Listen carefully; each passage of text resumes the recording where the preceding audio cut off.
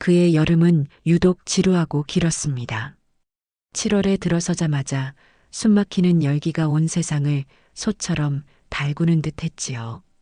창문을 열면 뜨거운 바람이, 닫으면 답답한 공기가 집안을 채웠습니다.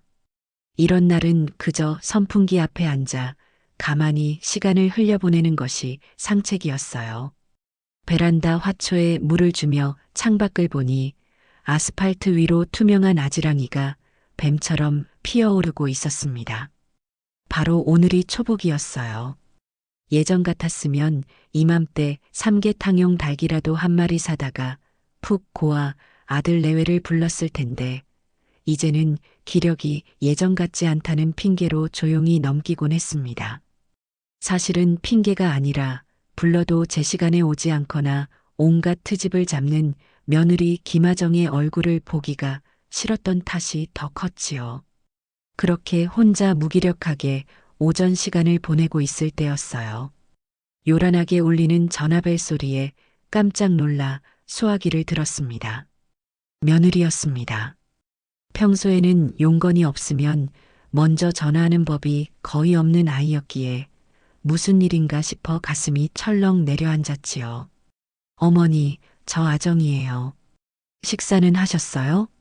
목소리는 평소처럼 높낮이 없이 건조했지만 그래도 먼저 안부를 물어오는 것이 신기하게 느껴졌습니다. 아니, 아직이다.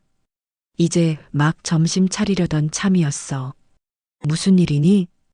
다름이 아니라 오늘 초복이잖아요.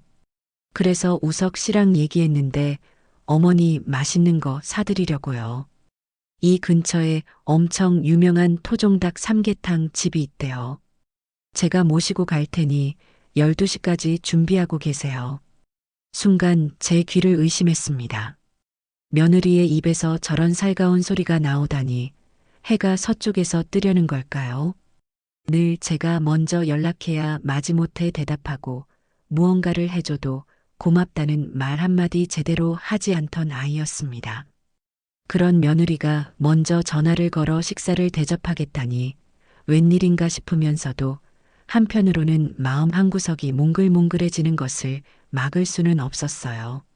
자식에게 무언가를 바라고 키운 것은 아니지만 이런 작은 성의 하나에 부모 마음은 눈 녹듯 사르르 녹아내리는 법이니까요. 어머, 그래. 일부러 안 그래도 되는데. 너희들끼리 맛있는 거 먹지.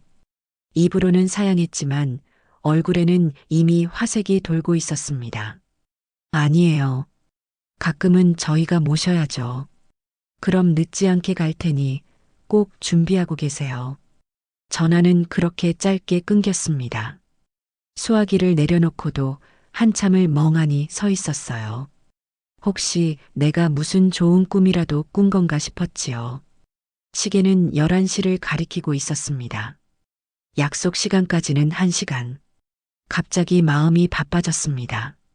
며느리가 모처럼 좋은 마음을 내었는데 후줄근한 모습으로 나갈 수는 없었으니까요. 저는 서둘러 안방으로 들어가 장롱문을 활짝 열었습니다. 어떤 옷을 입을까? 한참을 망설였습니다. 작년 아들 생일에 큰맘 먹고 장만했던 연보라색 블라우스가 눈에 들어왔어요. 화사하지만 너무 튀지 않아 아껴두었던 옷이었죠. 거기에 단정한 검은색 치마를 받쳐 입으니 제법 모양새가 났습니다. 곱게 분을 바르고 희끗희끗한 머리도 빗으로 정성껏 빗어 넘겼습니다. 마지막으로 서랍 안에 고이 모셔두었던 진주 귀걸이까지 하니 외출 준비는 완벽하게 끝이 났어요. 거울 앞에 선 제 모습이 제법 괜찮아 보여 저도 모르게 미소가 지어졌습니다. 이렇게 신경 써서 외출 준비를 한 게 얼마만인지 모르겠어요. 모처럼 사람 사는 것 같은 기분이 들었습니다. 모든 준비를 마치고 거실 소파에 단정히 앉아 시계를 보았습니다. 11시 45분. 곧 며느리가 올 시간이었습니다. 창밖에 매미 소리마저 오늘따라 정겹게 들리는 듯 했어요. 그런데 약속 시간인 12시가 다 되어갈 무렵 전화가 다시 울렸습니다. 이번에도 며느리였어요. 어머니, 어쩌죠? 지금 막 출발하려고 하는데 차가 갑자기 시동이 안 걸려서요. 며느리의 목소리는 이상할 정도로 침착하게 들렸습니다. 차가 왜 갑자기 모르겠어요. 어제까지만 해도 멀쩡했는데 아무래도 정비소 좀 들렀다 가야 할 것 같아요. 정말 죄송한데 1시간 정도만 더 기다려 주실 수 있으세요? 차가 고장 났다는데 별 수 있나요? 비록 기분 좀 셌지만 어쩔 수 없는 일이라고 생각했습니다. 그래, 알겠다. 그럼 천천히 와라. 급하게 오다가 사고 나면 안 되니. 네, 어머니. 금방 갈게요. 전화를 끊고 소파에 다시 앉았습니다. 1시간쯤이야. 드라마 한 편 보고 있으면 금방 가겠지 싶었어요. TV를 켜니 마침 홈쇼핑 채널에서 기능성 속옷을 팔고 있었습니다. 그다지 흥미없는 내용이었지만 시간을 보내기 위해 채널을 돌리지 않고 멍하니 화면만 바라보았어요. 쇼호스트의 과장된 몸짓과 목소리가 거실을 가득 채웠지만 제 귀에는 조금도 들어오지 않았습니다. 자꾸만 현관문 쪽으로 신경이 쏠렸지요. 시간은 무심하게 흘러갔습니다. 홈쇼핑 방송이 끝나고 재방송 드라마가 시작되었어요. 시계를 보니 어느새 약속했던 1시간이 훌쩍 지나 오후 1시가 넘어 있었습니다. 슬슬 배에서 꼬르륵 소리가 나기 시작했어요.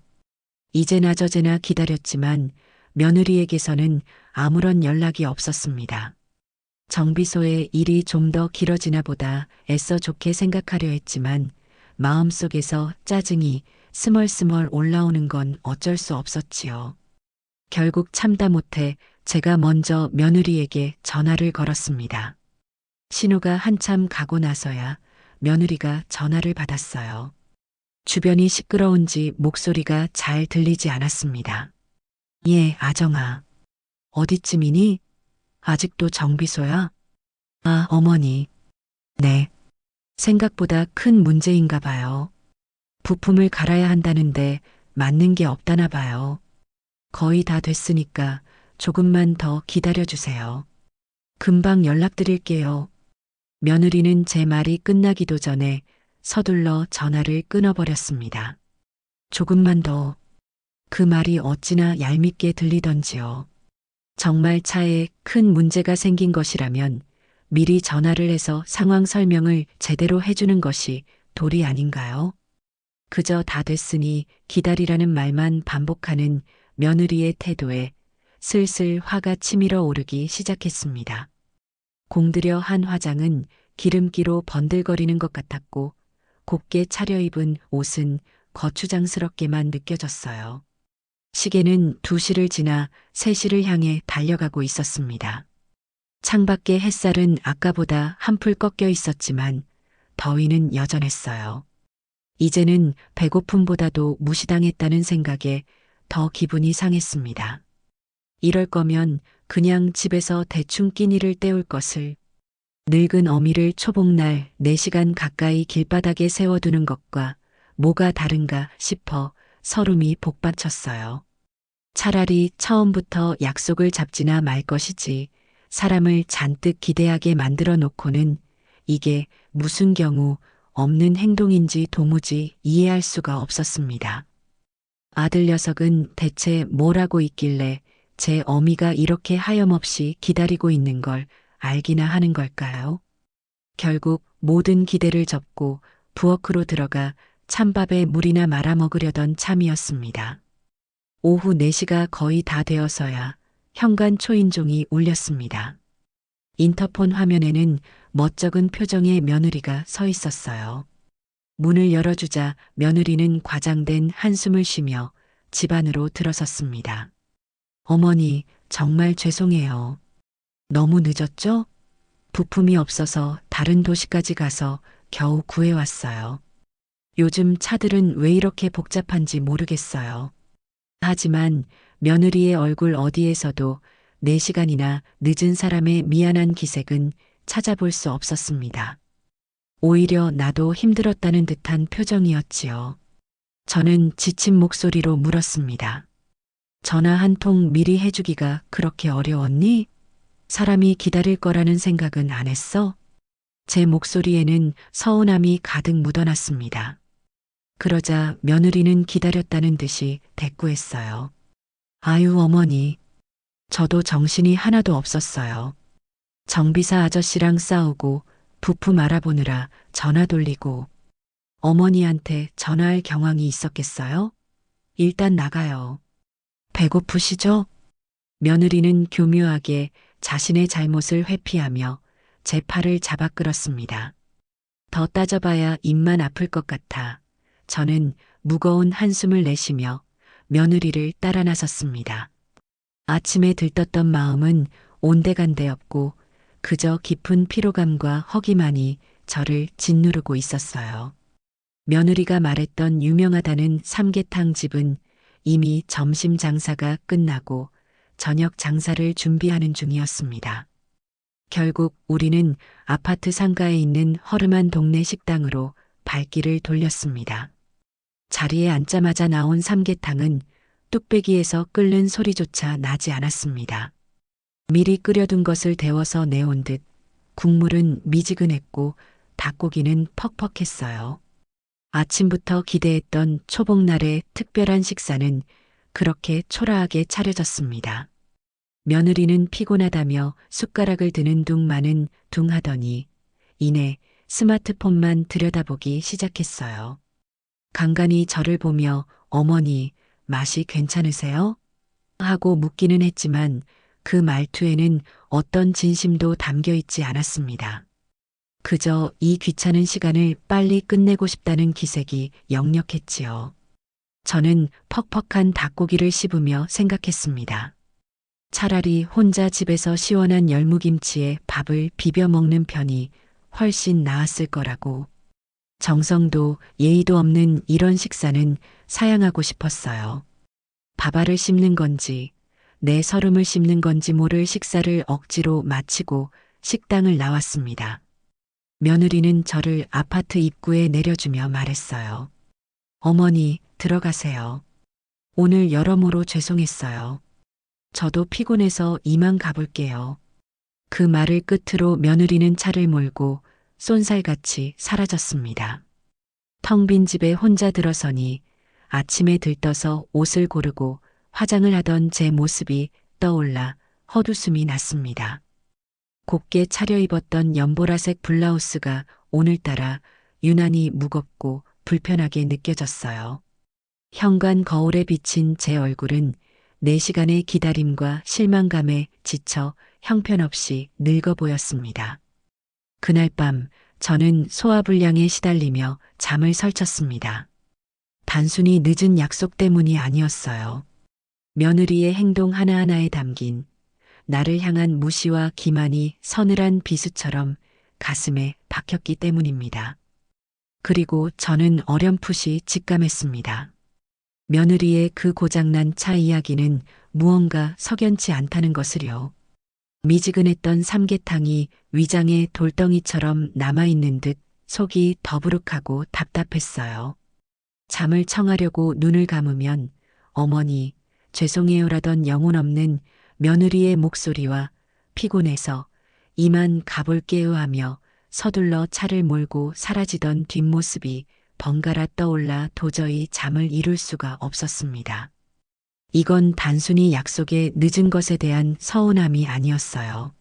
한 인간으로서 그리고 평생을 자식 위에 살아온 어미로서 받은 깊은 모멸감이었습니다. 4시간. 누군가에게는 짧은 시간이겠지만 온갖 기대를 품고 곧게 단장한 채 하염없이 누군가를 기다려본 사람에게 그 4시간은 영원과도 같은 시간입니다. 그 시간 동안 제 안의 기대는 실망으로, 실망은 서운함으로, 서운함은 결국 분노로 변해갔습니다. 차가 고장났다는 며느리의 말을 곧이곧대로 믿기에는 모든 상황이 석연치 않았어요. 정비소에 있었다는 사람의 태도가 아니었죠. 차 문제로 4시간이나 씨름했다면 진이 빠져서라도 지친 기색이 역력해야 하는데 며느리는 그저 지루하고 귀찮은 일을 해치운 사람의 얼굴을 하고 있었습니다. 문득 그 아이의 손에 들려있던 작은 쇼핑백 하나가 뇌리를 스쳤습니다. 식당으로 들어갈 때 무심코 봤던 것인데 유명 화장품 브랜드의 로고가 박혀 있었어요. 정비소에 들렀다가 오는 길에 화장품을 살 수도 있는 노릇이지만 모든 것이 의심스러운 지금 그 작은 쇼핑백 하나마저 거대한 거짓의 잔 것처럼 느껴졌습니다. 다음 날 아침 저는 평소보다 일찍 몸을 일으켰습니다. 밤새 저를 괴롭히던 의심을 이대로 묻어둘 수는 없었어요. 확인해야 했습니다. 제 눈으로 직접 확인하고 만약 며느리의 말이 모두 거짓으로 드러난다면 더는 이전처럼 웃으며 넘어가지 않으리라 다짐했습니다. 저는 냉장고를 열어 밑반찬 몇 가지를 꺼내 정성껏 반찬통에 담았습니다. 며느리에게 시어머니 노릇을 하고 싶어서가 아니었어요. 아들 녀석 집에 드나들 가장 자연스러운 핑계였기 때문입니다. 아들 내외가 사는 아파트로 향하는 버스 안에서 저는 수만 가지 생각을 했습니다. 만약 내 의심이 사실이라면 나는 어떻게 해야 할까? 아들 녀석은 또 아정이가 그럴 애가 아니에요. 어머니가 오해하신 거예요라며 제 아내의 편을 들겠지요. 그 생각을 하니 벌써부터 가슴이 답답해져 왔습니다. 하지만 이번만큼은 물러설 수 없었어요.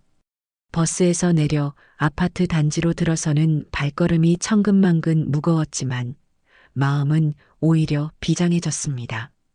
아들 집 현관문 앞에서 비밀번호를 누르는데 손이 미세하게 떨렸습니다. 문을 열고 들어서니 다행히 집에는 아무도 없는 듯 조용했어요. 아들은 출근했을 것이고 며느리도 어딘가 나간 모양이었습니다. 거실은 예상대로 어수선했어요. 소파 위에는 며느리가 어제 입었던 옷가지가 아무렇게나 벗어 던져져 있었고 테이블 위에는 커피를 마신 머그잔이 그대로 놓여 있었습니다. 저는 한숨을 내쉬며 반찬통을 식탁 위에 올려놓았습니다. 그리고 집을 둘러보기 시작했어요. 무언가 며느리의 거짓말을 증명할 단서가 분명히 있을 거라는 확신이 들었기 때문입니다. 그때였습니다. 소파 위에 며느리의 핸드백이 놓여 있는 것이 눈에 들어왔어요. 어제 저와 만날 때 들고 있던 바로 그 가방이었습니다. 가방의 입구가 살짝 벌어져 있었는데 그 틈으로 하얀 종이 조각 같은 것이 삐죽 튀어나와 있었습니다. 저는 저도 모르게 홀린 듯 그쪽으로 다가갔습니다. 남의 가방을 뒤지는 것은 결코 옳은 행동이 아니라는 것을 알았지만 진실을 알고자 하는 욕망이 이성을 눌렀습니다. 저는 떨리는 손으로 그 종이 조각을 조심스럽게 꺼내 들었습니다. 그것은 백화점 영수증이었습니다. 심장이 쿵 하고 바닥으로 떨어지는 것 같았어요. 영수증 상단에는 제가 사는 도시에서 가장 크고 화려한 스타 백화점의 이름이 선명하게 찍혀 있었습니다. 그리고 그 아래 제 눈을 의심하게 만드는 내용이 적혀 있었지요. 7월 23일 오후 1시 32분. 바로 전날 제가 며느리를 기다리며 속을 태우던 바로 그 시간이었습니다.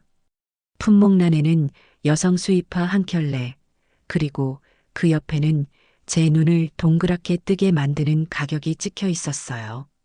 아들 녀석의 월급으로는 몇 날 며칠을 꼬박 모아야 살 수 있을 법한 금액이었습니다. 온몸에서 힘이 쭉 빠져나가는 기분이었습니다. 차가 고장나 정비소에 있었다던 그 시간에 며느리는 유유히 백화점에서 수십만 원짜리 구두를 쇼핑하고 있었던 겁니다. 저는 영수증을 쥔 채 한참을 그 자리에 망연자실 서 있었습니다. 배신감에 눈앞이 캄캄해지고 헛웃음이 터져 나왔어요. 김아정. 너는 나를 정말 바보로 아는구나.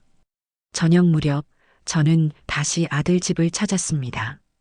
이번에는 아들 녀석과 단판을 짓기 위해서였죠.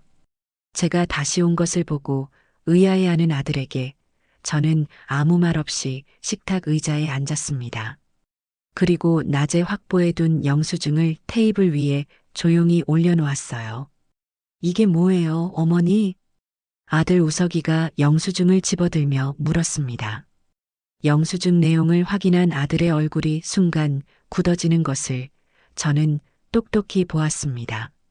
어제 내 아내가 차가 고장나서 4시간이나 늦었다고 하더구나.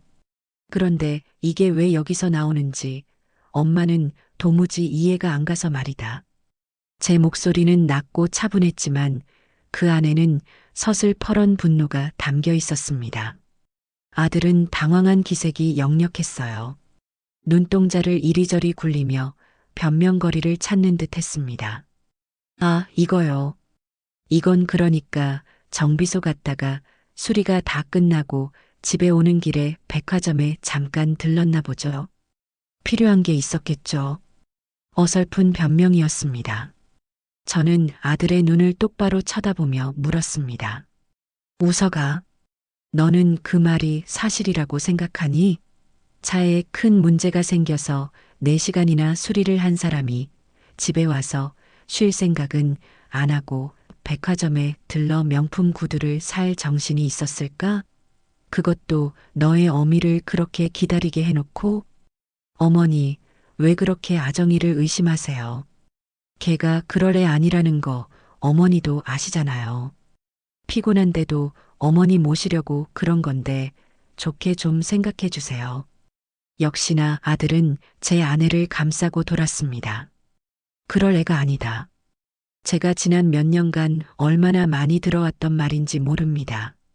며느리가 저에게 무례하게 굴 때마다, 약속을 어길 때마다 아들은 늘 저 말로 상황을 덮으려고만 했어요. 아들의 우유부단함과 무책임함에 가슴속에서 천불이 났습니다. 됐다. 너랑은 더 이상 할 말이 없구나. 내 눈에는 내 아내의 거짓말은 보이지 않고 어미의 속 타는 마음만 의심으로 보이는 게지. 저는 자리에서 일어났습니다. 아들은 제 뒤에서 어머니, 오해해요. 제발요. 라고 외쳤지만 저는 뒤도 돌아보지 않고 집을 나섰습니다.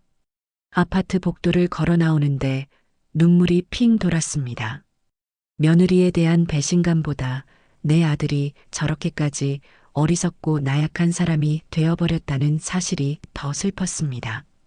집으로 돌아온 저는 멍하니 소파에 앉아 있었습니다. 영수증만으로는 저 모자를 설득할 수 없다는 것을 깨달았어요.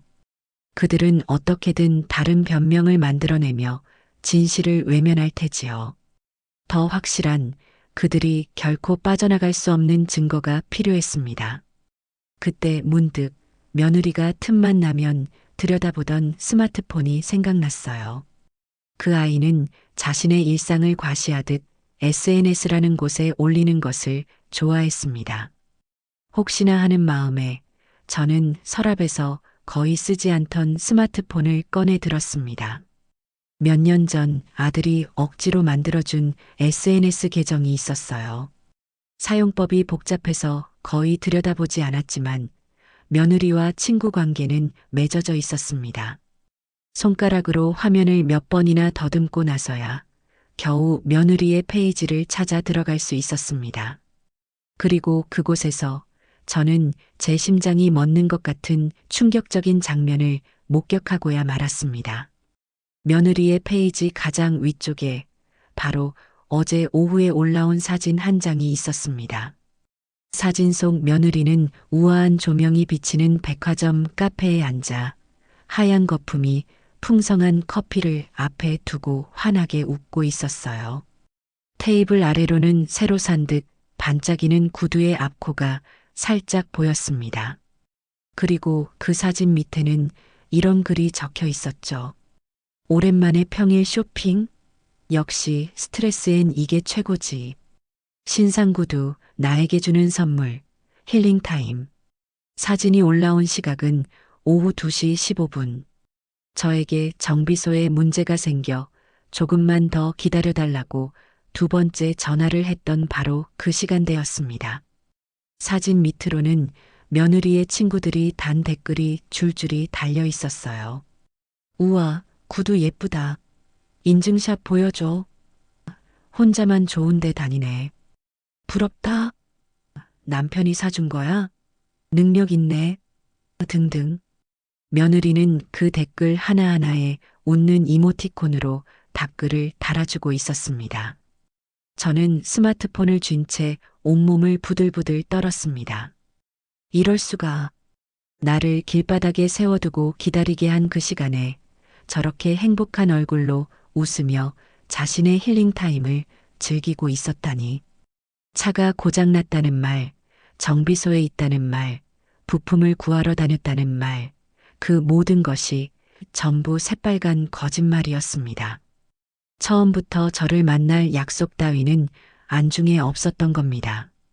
그저 초복이라는 의무감에 전화 한 통 던져놓고 자신은 할 일을 다 했다는 듯 뒤에서 저를 비웃고 있었던 것이지요.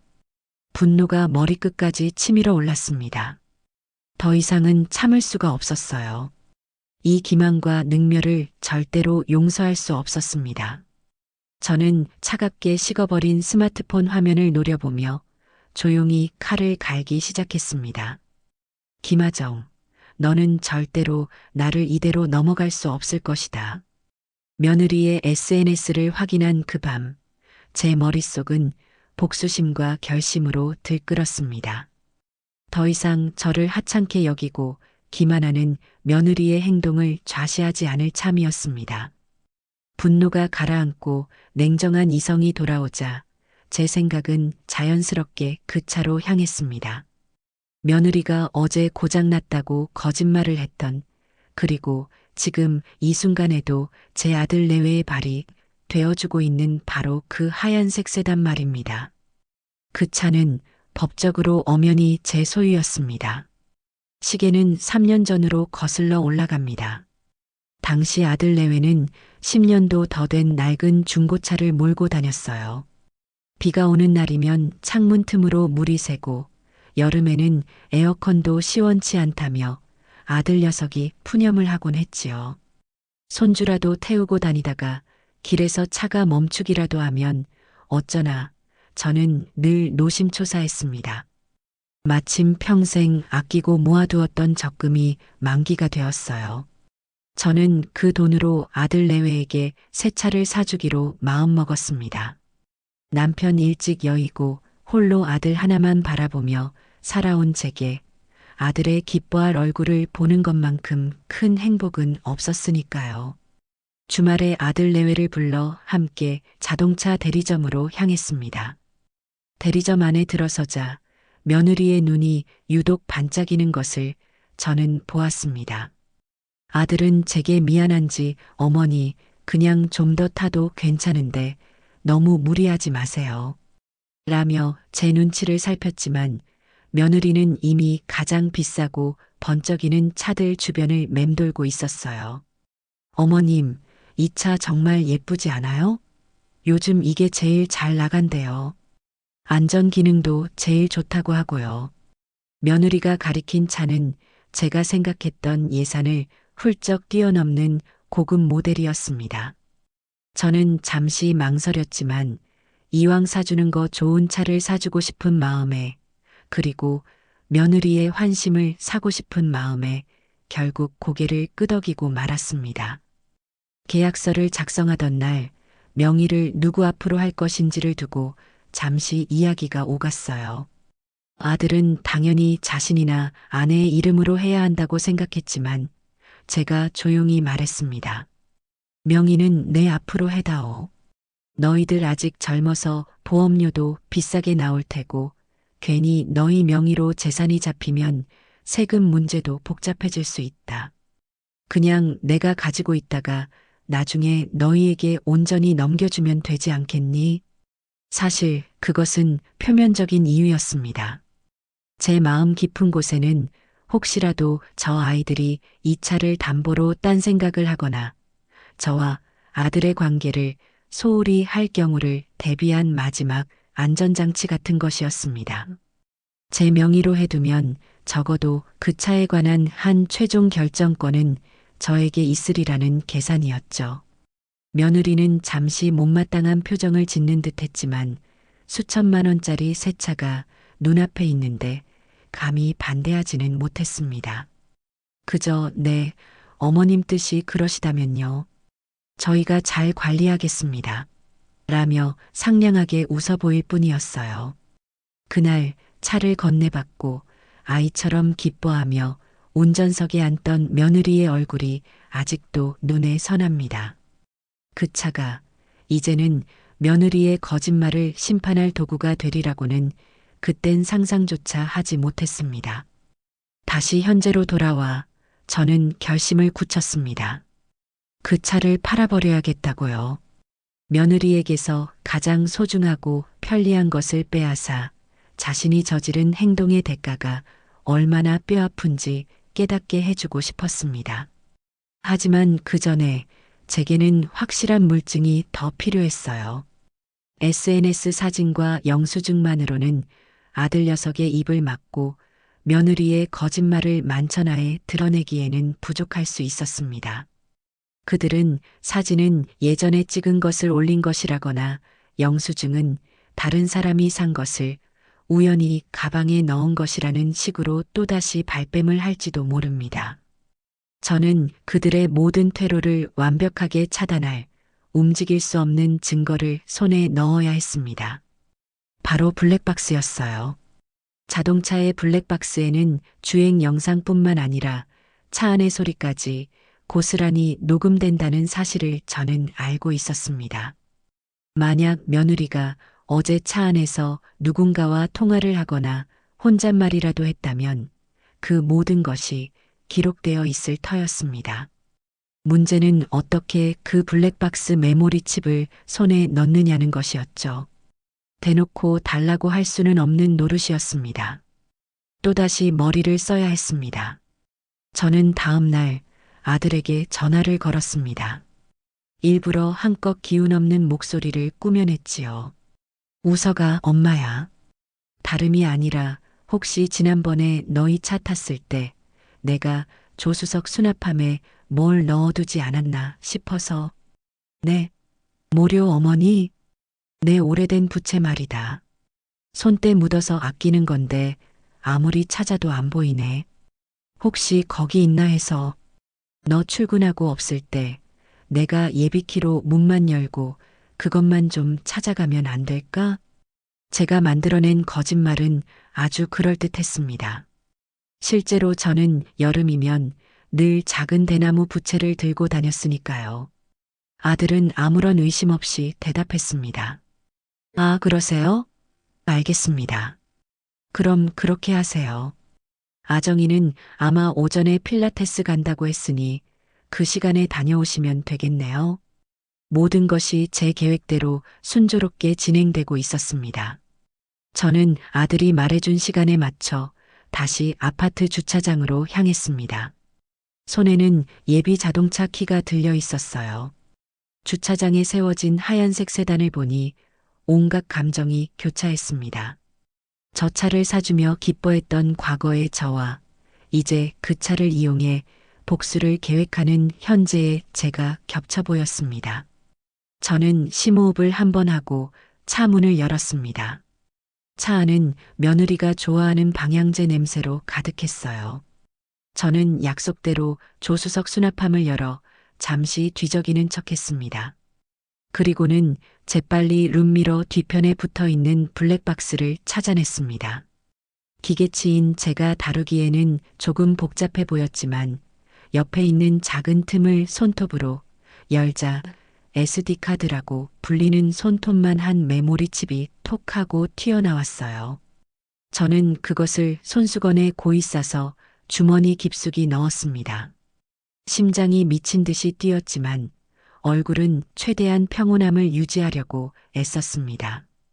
차 문을 잠그고 주차장을 빠져나오는 내내 저는 누구에게도 들키지 않으려는 스파이라도 된 것 같은 기분이었습니다. 집으로 돌아온 저는 곧장 서재로 들어가 먼지가 뽀얗게 쌓인 낡은 노트북을 켰습니다. 아들이 대학생 때 쓰다가 버려두고 간 것이었죠. 노트북을 켜고 메모리 칩을 연결하는 짧은 순간이 영원처럼 느껴졌습니다. 화면에 여러 개의 영상 파일이 나타났어요. 저는 떨리는 손으로 마우스를 움직여 그날 날짜가 찍힌 파일들을 찾았습니다. 그리고 가장 먼저 며느리가 집을 나섰을 오전 시간대의 파일을 클릭했습니다. 화면이 켜지자 익숙한 아파트 주차장 풍경이 나타났습니다. 잠시 후 며느리가 운전석에 올라타는 소리가 들렸고 차가 부드럽게 출발했어요. 저는 숨을 죽이고 화면과 스피커에 모든 신경을 집중했습니다. 차는 제 예상대로 정비소가 아닌 시내 중심가에 있는 스타 백화점 방향으로 향하고 있었습니다. 그리고 주차장으로 들어선 지 얼마 지나지 않아 며느리가 누군가와 통화를 시작했습니다. 스피커를 통해 흘러나오는 며느리의 목소리는 제가 평소에 듣던 건조한 톤이 아니라 한껏 교태롭고 명랑한 목소리였어요. 지영아. 나 지금 백화점 도착했어. 너는 어디야? 아, 벌써 와 있어? 알았어. 1층 명품관 앞으로 갈게. 응, 끊어. 친구와의 약속이었습니다. 저는 입술을 깨물었습니다. 잠시 후 주차를 마친 며느리가 차에서 내렸고 영상은 한동안 주차장의 풍경만 비추고 있었습니다. 저는 시간을 건너뛰어 며느리가 다시 차에 타는 시점의 파일을 재생했습니다. 오후 3시 30분경이었어요. 쇼핑백을 여러 개 든 며느리가 조수석에 짐을 던져놓고 운전석에 앉는 소리가 들렸습니다. 그리고 다시 친구와 통화를 시작했어요. 바로 이 부분이었습니다. 제가 찾던 결정적인 증거가 담겨 있을 바로 그 순간 말입니다. 아, 진짜 오늘 쇼핑 대박이었어. 스트레스 확 풀리네. 구두 완전 마음에 들어. 응? 시어머니? 아, 맞다. 나 오늘 시어머니랑 점심 약속 있었지. 며느리는 까맣게 잊고 있었다는 듯이 말하며 웃음을 터뜨렸습니다. 몰라. 아침에 전화해서 초복이라고 삼계탕 사달라길래 알았다고 하고 그냥 나왔지. 지금쯤 목 빠지게 기다리고 계실걸? 어떡하냐고? 뭘 어떡해. 차 고장 났다고 뻥쳤지. 늙으면 입맛만 살아가지고 유난이야 정말.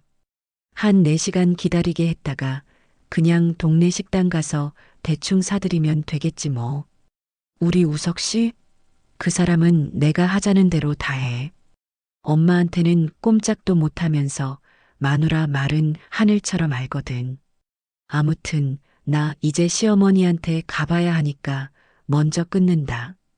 주말에 또 봐. 통화 내용이 끝나는 순간 저는 온몸의 피가 차갑게 식는 것을 느꼈습니다. 스피커를 통해 흘러나온 며느리의 목소리는 제 심장을 난도질하는 칼날과도 같았어요. 저를 향한 조롱과 멸시, 그리고 제 아들을 조종하며 우습게 여기는 그 태도까지 모든 것이 제 상상 이상이었습니다. 그 아이는 저를 그리고 제 아들을 완벽하게 기만하고 있었습니다. 저는 조용히 노트북을 덮었습니다. 더 이상 망설일 필요가 없었어요. 제 손에는 이제 그 누구도 부인할 수 없는 완벽한 증거가 들려 있었습니다. 분노는 가라앉고 그 자리에는 강철처럼 차갑고 단단한 결심만이 남았습니다. 김하정, 너의 그 즐거웠던 힐링타임의 대가를 이제부터 치르게 해주마. 블랙박스 속 며느리의 목소리는 밤새도록 제 귓가에 악몽처럼 맴돌았습니다. 늙으면 입맛만 살아가지고 유난이야 정말. 그 한마디가 제 가슴에 대못처럼 박혀버렸어요. 평생을 자식 뒷바라지하며 달아버린 내 인생이 고작 며느리의 그런 경멸 어린 한마디로 재단되는 것 같아 참을 수 없는 슬픔과 분노가 동시에 치밀었습니다. 이번 초복 사건은 단순한 해프닝이 아니었어요. 그것은 지난 몇 년간 골마 터지기 직전이었던 상처를 건드린 기폭제였습니다. 그날 밤 저는 뜬 눈으로 앉아 며느리 김아정이 제게 주었던 수많은 상처들을 하나하나 끄집어냈습니다. 마치 오래된 서랍을 열어 먼지 쌓인 물건들을 확인하듯 잊고 싶었던 기억들이 선명하게 되살아났습니다. 가장 먼저 떠오른 것은 작년 제 생일의 기억이었습니다. 67번째 생일이었죠. 저는 그날 새벽부터 일어나 미역국을 끓이고 아들이 좋아하는 갈비찜과 며느리가 가끔 먹는 척이라도 했던 잡채를 만들었습니다. 혼자 사는 늙은이의 생일이라고 초라하게 보내고 싶지는 않았어요. 모처럼 아들 내외와 함께 둘러앉아 따뜻한 밥 한 끼 먹고 싶었을 뿐입니다. 아침에 아들에게 전화를 걸어 저녁에 오라고 하니 며느리가 옆에서 전화를 빼앗아 들고 말하더군요. 어머니, 생신 축하드려요. 그런데 저희 오늘 저녁에 중요한 선약이 있는데 어쩌죠? 최대한 빨리 마치고 가보긴 할게요. 한 8시쯤? 목소리에는 미안함보다 귀찮음이 더 많이 묻어 있었습니다. 저는 서운했지만 애써 괜찮은 척 말했어요. 그래, 일 있으면 어쩔 수 없지. 그럼 조심히 있다가 오너라. 하지만 온종일 제 마음은 불편했습니다. 상다리가 휘어지게 차린 음식들은 식어갔고 시계는 7시, 8시를 지나 9시를 향하고 있었어요. 며느리가 말한 8시가 훌쩍 지났지만 아들 내외는 코빼기도 보이지 않았습니다. 결국 9시 반이 넘어서야 현관문이 열리고 술이 거나하게 취한 아들 내외가 들어섰습니다. 며느리의 손에는 작은 케이크 상자 하나가 달랑 들려 있었죠. 어머니, 늦어서 죄송해요. 친구 부부가 갑자기 보자고 해서요. 거절할 수가 없는 자리라서요. 그들의 몸에서는 비싼 와인 냄새와 음식 냄새가 진동을 했습니다. 제가 차린 음식을 보며 며느리는 과장되게 말했어요. 어머, 어머니. 이걸 다 하셨어요? 저희는 밖에서 너무 많이 먹고 와서 배가 하나도 안 고픈데 어떡하죠? 케이크만 하고 가면 안 될까요? 그 순간 저는 제 앞에 차려진 음식들이 아니라 제 마음이 버려진 것 같은 기분이었습니다.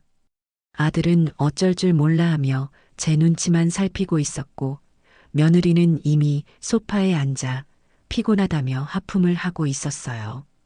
결국 그날 생일 축하 노래는 부르지도 못했습니다. 며느리는 케이크 상자를 식탁 위에 올려놓고는 어머니, 저희 너무 피곤해서 먼저 들어가 볼게요. 생신 다시 한번 축하드려요.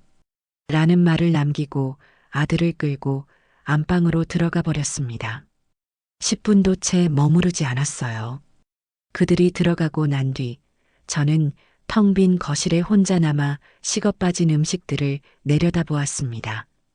갈비찜 위에는 하얀 기름이 굳어 있었고 잡채는 불어서 딱딱해져 갔습니다.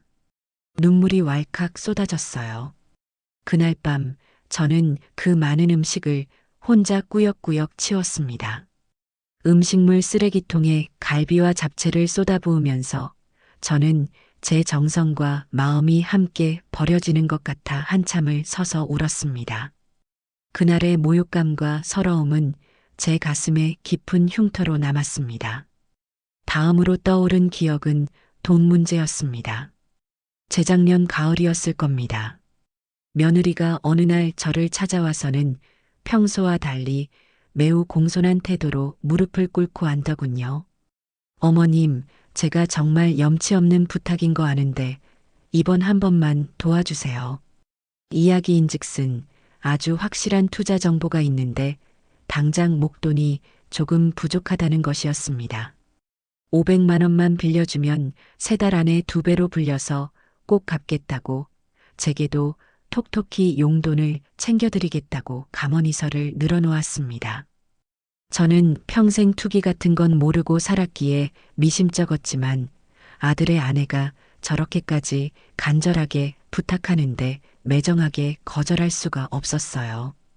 결국 저는 딸 자식 시집 보낼 때 쓰려고 묻어두었던 비상금을 깨서 500만 원을 며느리의 통장으로 붙여주었습니다.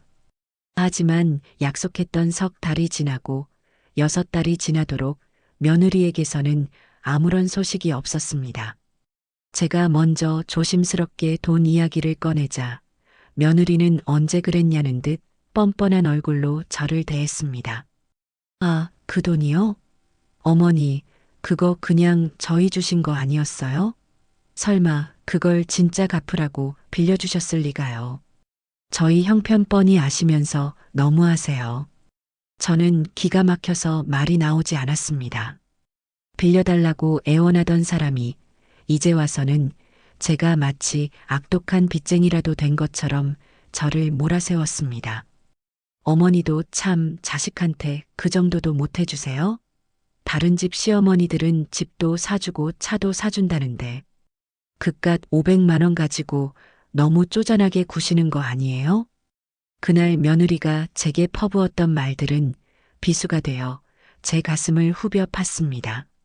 제 선의와 애정은 쪼잔함이 되었고 저는 졸지에 자식 등골이나 빼먹으려는 욕심 많은 늙은이로 전락하고 말았어요. 그 일 이후로 저는 다시는 아들 내외에게 돈과 관련된 이야기는 꺼내지 않았습니다. 돈을 잃은 것보다 사람에 대한 믿음을 잃은 상처가 훨씬 더 컸기 때문입니다.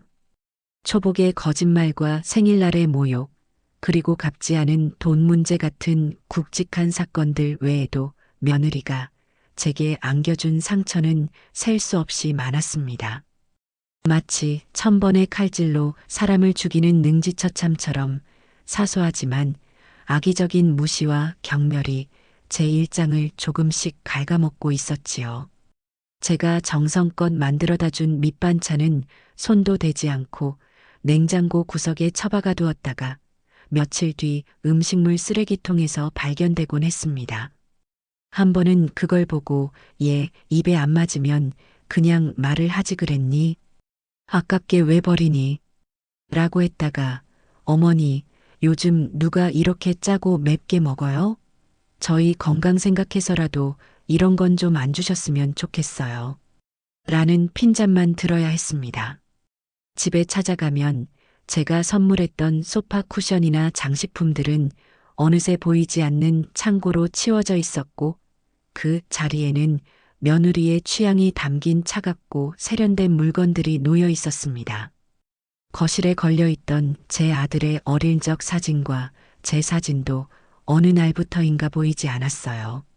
마치 제 흔적을 지워버리려는 듯한 그 행동들에 저는 깊은 소외감을 느껴야 했습니다.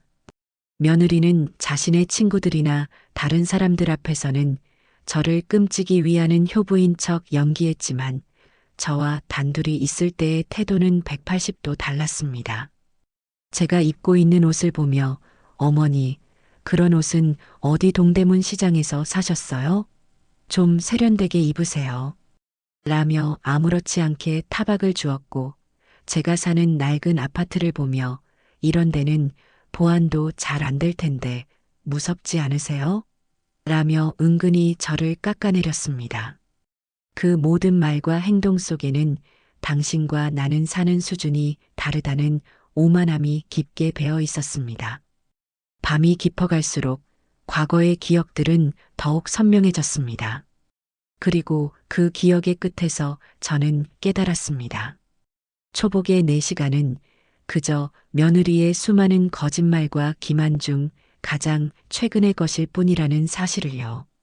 그동안 저는 아들을 생각해 가정이 시끄러워지는 것이 싫어 참고 또 참아왔습니다.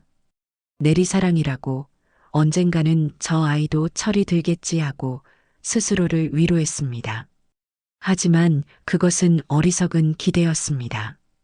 제 침묵과 인내는 며느리에게 이래도 괜찮다는 확신만 심어주었을 뿐입니다. 동쪽 창문이 희미하게 밝아올 무렵 저는 자리에서 일어났습니다. 밤새도록 과거의 상처들을 곱씹는 동안 제 안의 슬픔과 분노는 마침내 차가운 강철 같은 결의로 변해 있었습니다. 더 이상 당하고만 있지 않겠다. 더 이상 참고만 살지 않겠다. 내가 겪은 모욕과 서름을 저 오만한 며느리에게 몇 배로 돌려주리라. 저는 조용히 전화기를 들었습니다. 그리고 평소 알고 지내던 중고차 매매상 박 사장의 번호를 눌렀습니다. 이제 게임을 시작할 시간이었습니다. 밤새 끓어오르던 분노가 동틀 무렵에는 오히려 맑고 차가운 강물처럼 제 안에 고요히 자리 잡았습니다. 더 이상 감정에 휘둘리지 않았어요. 슬픔이나 배신감 같은 무른 감정들은 모두 밤의 어둠 속으로 밀어내고 이제 제게 남은 것은 오직 하나 실행뿐이었습니다. 저는 잠을 설친 사람답지 않게 몸을 가뿐하게 일으켰습니다. 부엌으로 가 원두를 갈아 진하게 커피를 내렸어요.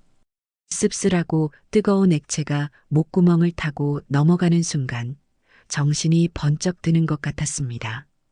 그래, 이제부터 시작이다. 저는 서재로 들어가 수첩을 꺼내 들었습니다.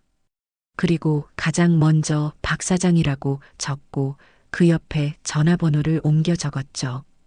박 사장은 십수년 전 남편이 타던 낡은 차를 처분할 때 알게 된 중고차 매매상이었습니다. 정직하고 일 처리가 깔끔해서 좋은 기억으로 남아 있었어요. 저는 잠시의 망설임도 없이 수화기를 들어 그의 번호를 눌렀습니다. 아침 이른 시간이지만 그는 분명 전화를 받을 거라고 생각했어요. 신호가 3번쯤 울렸을까 잠이 덜 깬 듯한 목소리가 들려왔습니다. 여보세요. 박 사장, 나 조인숙이요. 기억하겠소? 제 이름을 듣자 상대방의 목소리가 금세 활기를 띠었습니다. 아이고, 사모님. 제가 사모님을 어떻게 잊겠습니까? 정말 오랜만입니다. 이른 아침부터 어쩐 일이세요? 별일 없으시고요? 나는 잘 지내요. 다름이 아니라 차를 한 대 팔아야겠소. 저는 서두 없이 바로 본론으로 들어갔습니다.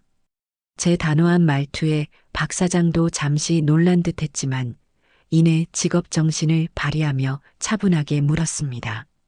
차를 파신다고요? 어떤 차 말씀이십니까? 사모님 차는 오래전에 저희가 매입했었는데요. 내 차가 아니고 내 명의로 된 다른 차요. 3년 전에 뽑은 국산 세단인데 흰색이요. 주행거리도 얼마 안 되고 비흡연 차량이라 상태는 아주 깨끗할 거요. 차종과 연식을 말해주자 박 사장은 금방 시세를 아는 듯 했습니다. 아, 그 차종이면 요즘 인기가 아주 좋습니다. 가격도 잘 받을 수 있고요. 그런데 갑자기 왜 파시려는 겁니까? 혹시 무슨 급한 일이라도 있으세요? 박 사장의 질문에는 순수한 호기심이 담겨 있었지만 저는 제 속내를 드러내고 싶지 않았습니다. 저는 목소리를 한층 더 낮추고 단호하게 말했죠. 그건 내 개인적인 사정이니 묻지 말고 일만 잘 처리해 주시오. 거래는 최대한 신속하고 조용하게 하고 싶소. 내일 당장 와서 차를 가져갈 수 있겠소? 제 목소리에 담긴 강경함을 느꼈는지 박 사장은 더 이상 묻지 않았습니다. 네, 사모님. 알겠습니다. 내일 오전에 바로 사람 보내겠습니다. 차는 어디로 가면 됩니까? 주소는 문자로 보내주겠소. 아들 녀석이 사는 아파트 주차장이요.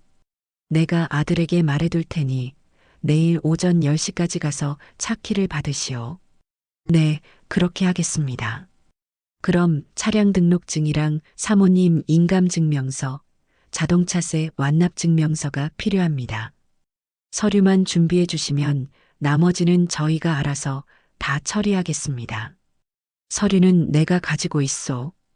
당신이 차를 확인하고 매입 가격을 제시하면 내가 동의하는 즉시 퀵으로 서류를 보내주겠소. 입금부터 확인되어야 하오. 무슨 말인지 알겠지? 제 방식은 일반적인 중고차 거래 절차와는 조금 달랐지만 박 사장은 군말 없이 받아들였습니다. 저와 그 사이에는 이미 오래된 신뢰가 있었고 제 목소리는 그 어떤 의심도 허용하지 않았으니까요. 전화를 끊고 나니 큰 산 하나를 넘은 기분이었습니다. 계획의 첫 단추가 완벽하게 깨어졌어요.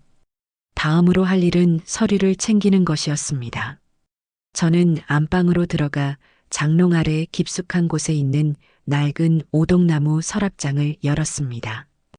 이 서랍장은 제가 시집 올 때 친정 어머니가 손수 짜주신 혼수 가구였어요. 그 안에는 제 인생의 희로애락이 담긴 온갖 문서들이 잠들어 있었습니다. 남편과의 혼인신고서, 아들의 출생증명서, 남편의 사망진단서, 그리고 제가 평생 모은 재산 목록까지. 저는 그 중에서도 가장 안쪽에 보관해둔 파란색 파일 홀더를 꺼내 들었습니다. 자동차 관련 서류라고 쓴 견출지가 붙어 있었죠. 파일을 열자 3년 전의 기억이 먼지처럼 피어올랐습니다. 가장 위에는 빳빳한 재질의 자동차 등록증이 있었어요. 소유자란에 조인숙이라고 선명하게 박힌 제 이름을 보니 만감이 교차했습니다. 그때만 해도 이 차가 아들 내외의 삶을 더 윤택하게 만들어줄 거라 믿어 의심치 않았습니다. 며느리가 이 차를 몰고 나를 기만하는 도구로 사용할 줄은 꿈에도 몰랐지요. 저는 등록증을 가만히 쓸어보았습니다. 이것은 단순히 차의 소유를 증명하는 종이가 아니었어요. 그것은 제 선의의 증거이자 이제는 제 권리를 되찾을 무기였습니다. 등록증 밑에는 자동차 보험증권과 얼마 전에 납부한 자동차세 영수증이 가지런히 놓여 있었습니다. 그리고 가장 아래에는 며칠 전 동사무소에 가서 미리 발급받아둔 인감증명서가 들어 있었죠. 사실 며느리의 SNS를 확인하기 전부터 저는 막연하게 이 관계를 어떻게든 정리해야 한다고 생각하며 준비를 하고 있었는지도 모릅니다. 모든 서류가 완벽하게 준비되어 있었어요. 저는 서류들을 투명한 비닐 파일에 다시 한번 넣고 내일 퀵으로 보낼 수 있도록 쇼핑백에 담아 현관 옆에 두었습니다. 그 행위 하나하나에 제 결심을 다지는 의식을 치르는 듯한 경건함이 깃들어 있었습니다. 저는 이제 더 이상 상처받고 눈물 흘리는 피해자가 아니었습니다. 차갑고 냉정한 집행자였죠. 이제 마지막 단계만이 남았습니다. 아들에게 통보하는 일. 저는 소파에 앉아 스마트폰을 들었습니다. 무슨 말을 어떻게 전해야 할까? 길게 설명할 필요는 없었어요. 감정을 드러내는 것은 하수나 하는 짓입니다. 가장 짧고 가장 건조하며 가장 의아하게 만드는 것. 그것이 제가 선택한 방식이었습니다. 저는 문자 메시지 창을 열어 아들의 번호를 누르고 한자 한자 힘주어 글자를 입력했습니다. 내일 오전 10시까지 너의 집 아파트 주차장으로 사람이 갈 거다. 그 사람에게 내 차 키를 전해주어라. 마침표까지 찍고 나서 전송 버튼을 누르는 순간 심호흡을 했습니다. 돌이킬 수 없는 강을 건넌다는 것을 알았지만 후회는 없었습니다. 잠시 후 아들에게서 바로 전화가 걸려왔습니다. 저는 받지 않았습니다. 곧이어 문자 메시지가 도착했어요. 어머니, 갑자기 무슨 말씀이세요? 차 키는 왜요? 어디 술이라도 맡기시는 거예요? 아들의 문자에는 당혹감과 궁금증이 가득했습니다. 저는 그 문자를 물끄러미 내려다보았습니다.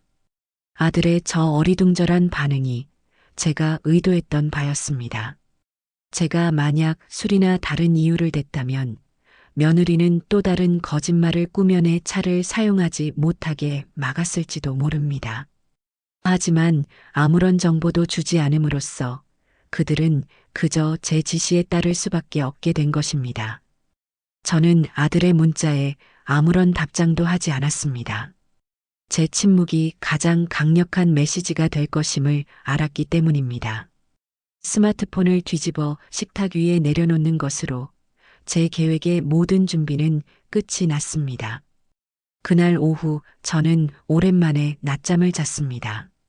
폭풍이 오기 전에 고요함 속에서 저는 이상할 정도로 평온했습니다. 결전의 날 아침이 밝았습니다.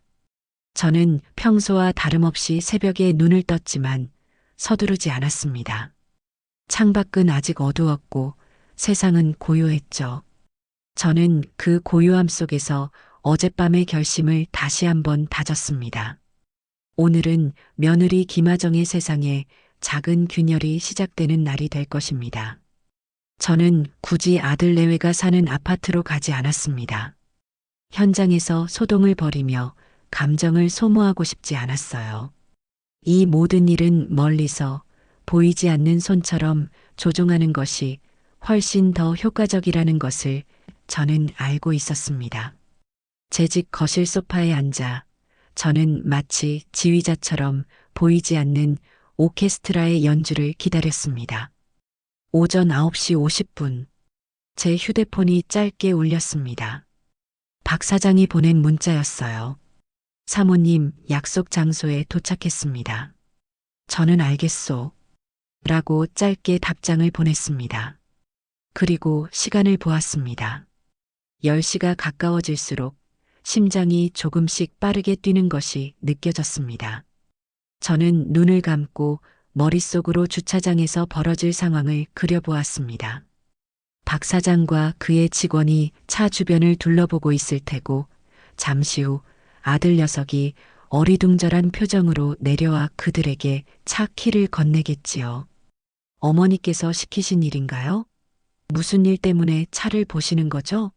아들은 분명 이것저것 물어보려 하겠지만 박 사장은 제게 들은 대로 그저 묵묵히 자신의 일만 할 것입니다. 정확히 10시 5분이 되자 박 사장에게서 전화가 걸려왔습니다. 저는 심호흡을 한번 하고 전화를 받았습니다. 사모님, 차 키는 무사히 받았습니다. 아드님께서 무슨 영문인지 몰라 계속 묻는데 제가 사모님 지시라고만 말씀드렸습니다. 수고했소. 차 상태는 어떤가? 제 목소리는 저 자신도 놀랄 만큼 침착했습니다. 네, 사모님 말씀대로입니다. 외관에 흠집 하나 없고 내부도 아주 깨끗하게 잘 관리하셨네요. 주행거리도 짧아서 이건 거의 신차급입니다. 이 정도면 시세대로 아주 잘 받을 수 있습니다. 저희가 바로 매입하는 조건으로 3,850만 원까지 맞춰드리겠습니다. 박 사장이 제시한 금액은 제가 예상했던 것과 거의 일치했습니다. 저는 잠시의 망설임도 없이 말했습니다. 좋소. 그 가격에 합시다. 내가 지금 바로 서류를 퀵으로 보낼 테니 약속대로 입금부터 처리해 주시오. 네, 사모님. 알겠습니다. 계좌번호는 예전 번호 그대로 맞으시죠? 바로 처리해 드리겠습니다. 전화를 끊고 저는 현관 옆에 두었던 서류 봉투를 들고 밖으로 나갔습니다. 아파트 상가에 있는 퀵서비스 사무실에 들러 서류를 접수하고 다시 집으로 돌아왔어요. 모든 것이 일사천리로 진행되고 있었습니다. 집으로 돌아와 커피를 한 잔 더 내리고 있을 때였어요. 제 휴대폰이 띵동하는 경쾌한 알림 소리와 함께 짧게 진동했습니다. 은행 앱에서 보낸 입금 알림 메시지였습니다. KB국민은행 조인숙님 계좌에 3,850만 원이 입금되었습니다. 저는 스마트폰 화면에 찍힌 그 숫자를 한참 동안 말없이 내려다보았습니다. 3,850만 원. 그것은 제게 단순히 돈의 액수가 아니었습니다. 그것은 지난 몇 년간 제가 며느리에게 받아온 수모와 멸시의 값이었습니다. 제 선의를 짓밟고 제 아들마저 자기 소나기에 넣고 흔들며 저를 기만했던 그 오만한 젊음에 대한 정당한 대가였죠. 어쩌면 제 마음 한구석에는 이 모든 일이 벌어진 것에 대한 슬픔이 아주 작게 남아 있었을지도 모릅니다. 하지만 후회는 단 한 점도 없었습니다. 이것은 제가 했어야만 하는 일이었어요. 골마 터진 환부를 도려내는 외과 의사의 심정이 이러할까요?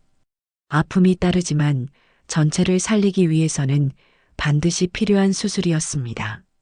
저는 입금 알림 메시지 화면을 캡처해 고의 저장해 두었습니다. 이것 또한 훗날 중요한 증거가 될 테니까요.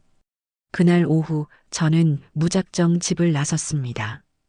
딱히 정해진 목적지는 없었어요. 그저 버스를 타고 창밖의 풍경을 한없이 바라보았습니다. 버스가 아들 내외가 사는 동네 근처를 지날 때 저는 충동적으로 버스에서 내렸습니다. 그리고 제 발걸음은 자연스럽게 그들의 아파트를 향하고 있었어요. 아파트 단지 안으로 들어가지 않고 길 건너편 상가 건물 앞에 서서 멀찍이 주차장을 바라보았습니다.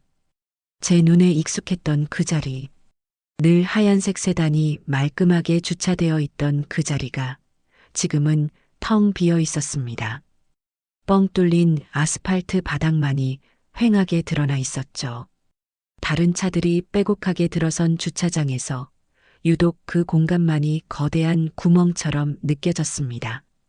그 텅 빈 공간을 바라보고 있자니 이상하게도 제 마음속에 있던 응어리가 스르르 풀려나가는 기분이었습니다. 상실감이 아니었어요. 오히려 해방감이었습니다. 저 빈자리는 더 이상 문제가 존재하지 않는다는 증거였습니다. 며느리의 거짓말과 허영심이 주차되어 있던 자리가 이제는 깨끗하게 정화된 것입니다. 저는 그 자리를 한참 동안 바라보았습니다. 제 입가에 희미한 미소가 번지는 것을 저 자신도 느끼지 못했습니다. 그것은 기쁨의 미소라기보다는 모든 것을 끝냈다는 자의 안도와 씁쓸함이 뒤섞인 미소였을 겁니다. 이제 주사위는 던져졌습니다. 며느리가 자신의 차가 사라졌다는 사실을 깨닫는 것은 시간 문제일 터. 저는 그 후폭풍을 온몸으로 맞을 준비가 되어 있었습니다. 저는 텅 빈 주차 공간을 마지막으로 한번 눈에 담고는 조용히 몸을 돌려 버스 정류장을 향해 걸었습니다. 제 발걸음은 지난 며칠 중 가장 가볍게 느껴졌습니다. 하늘은 믿을 수 없을 만큼 파랗고 높았습니다. 그날 저녁 저는 홀로 조촐하게 저녁상을 차렸습니다. 밥솥에서 갓 지은 밥을 퍼내고 냉장고에 있던 나물 반찬 몇 가지와 김치찌개를 데웠습니다. 며칠간 소화불량에 시달렸던 것이 거짓말처럼 밥맛이 꿀맛처럼 느껴졌어요. 어쩌면 마음의 평화가 최고의 소화제인지도 모르겠습니다. 식사를 마치고 설거지를 하는 내내 집안은 평화로운 정적이 감돌았습니다. 하지만 저는 알고 있었죠. 이 고요함은 폭풍 전야에 불과하다는 것을요. 이제 곧 제 전화기가 비명을 지르듯 울려댈 것입니다. 저녁 8시가 넘었을 무렵이었습니다. 거실에서 TV 드라마를 보고 있는데 드디어 전화가 걸려왔습니다. 발신자 표시 화면에 김하정이라는 세 글자가 뜨는 순간 저는 심호흡을 한번 했습니다. 올 것이 왔구나. 저는 일부러 전화를 바로 받지 않았습니다. 벨소리가 4번, 5번 울리도록 내버려 두었어요. 이 짧은 시간 동안 전화기 너머에 있을 며느리의 당혹감과 초조함을 상상했습니다. 그리고 벨소리가 거의 끊어질 무렵 저는 아주 천천히 통화 버튼을 눌렀습니다. 여보세요. 제 목소리는 지극히 평온했습니다. 그 평온함이 전화기 너머의 히스테리를 더욱 극적으로 만들었죠. 어머니, 어머니, 큰일 났어요. 차가 없어졌어요. 수화기를 뚫고 나올 듯한 며느리의 날카로운 비명이 제 고막을 때렸습니다. 저는 전화기를 귀에서 살짝 떼었습니다. 차가 없어졌다니 그게 무슨 말이냐? 모르겠어요. 제가 지금 마트 좀 다녀오려고 나왔는데 주차장에 차가 없어요. 분명히 오전에 우석 씨가 주차해 놓은 걸 봤는데 도둑 맞았나 봐요. 어떡해요. 빨리 경찰에 신고해야 해요, 어머니. 며느리는 거의 울부짖고 있었습니다. 그 다급하고 혼란스러운 목소리를 듣고 있자니 제 마음속에서는 기묘한 만족감마저 피어올랐습니다. 자신의 소중한 것을 잃어버린 사람의 진짜 공포가 어떤 것인지 이제야 조금은 알게 되었을까요? 저는 소파 등받이에 편안하게 몸을 기댄 채 물을 한 모금 마셨습니다. 그리고 며느리의 광기가 절정에 달할 때까지 잠자코 기다려 주었죠. 어머니, 듣고 계세요? 왜 아무 말씀이 없으세요? 빨리 신고를. 호들갑 떨지 마라. 저는 며느리의 말을 차갑게 끊어버렸습니다. 제 나직하지만 단호한 한마디에 며느리의 비명소리가 순간 뚝 그쳤습니다. 네, 아니 어머니, 지금 이게 장난 같아요? 차가 없어졌다니까요. 제 발이 없어졌다고요. 며느리의 목소리에는 당혹감과 함께 제 태도에 대한 분노가 섞여들기 시작했습니다. 그래, 그렇게 나와야지. 너의 발이 아니라 내 차다. 그리고 도둑 맞은 것도 아니야. 저는 한마디 한마디를 끊어서 명확하게 말했습니다. 전화기 너머에서 며느리가 숨을 꿀꺽 삼키는 소리가 들리는 듯 했어요. 잠시 동안의 정적, 그리고 이어지는 의심과 불신이 가득한 목소리. 그게 무슨 말씀이세요? 드디어 올 것이 왔습니다. 저는 이 순간을 위해 지난 며칠을 준비해 왔습니다. 제 입에서 나갈 다음 한마디가 이 모든 전쟁의 서막을 여는 신호탄이 될 것입니다. 저는 가장 평온하고 가장 무미건조한 목소리로 말했습니다. 그 차, 내가 팔았다. 전화기 너머에서는 아무 소리도 들리지 않았습니다. 세상의 모든 소음이 한순간에 사라져버린 듯한 완벽한 침묵. 저는 며느리가 그 짧은 문장을 이해하고 그 문장이 가진 의미의 무게를 온전히 받아들이는데 걸리는 시간을 가늠해 보았습니다. 10초쯤 지났을까요? 마침내 억눌려 있던 화산이 폭발하듯 며느리의 목소리가 터져 나왔습니다. 네, 뭐라고요? 어머니가 그걸 왜요? 저한테 말 한마디 상의도 없이 어떻게 그럴 수가 있어요? 지금 제정신이세요? 목소리는 분노로 가늘게 떨리고 있었습니다. 제정신이니 걱정 마라. 그리고 내가 내 재산을 처분하는데 너에게 상의할 이유는 없다고 생각하는데 그게 어떻게 어머니 재산이에요? 저희가 타고 다니는 저희 차지. 명의만 어머니 앞으로 되어 있는 거잖아요. 아, 그랬었나? 나는 내 이름이 적혀 있기에 내 것인 줄 알았지. 아무튼 차는 이제 없다. 그런 줄 알아라. 저는 더 이상 며느리와 말싸움을 하며 감정을 소모하고 싶지 않았습니다. 이 싸움의 주도권은 완벽하게 저에게 있었고 저는 며느리를 상대로 인정받을 필요가 없었어요. 어머니, 지금 장난하시는 거 아니죠? 정말이에요? 정말로 파신 거예요? 더 이상 똑같은 말 반복하게 하지 마라. 우석이 바꿔라. 저는 며느리의 질문에 대답하는 대신 아들을 찾았습니다. 그것은 며느리에게 너와는 더 이상 대화할 가치가 없다는 무언의 통보였습니다. 전화기 너머로 정말 미치겠네 하는 며느리의 고함 소리와 함께 전화기가 누군가에게 거칠게 넘어가는 소리가 들렸습니다.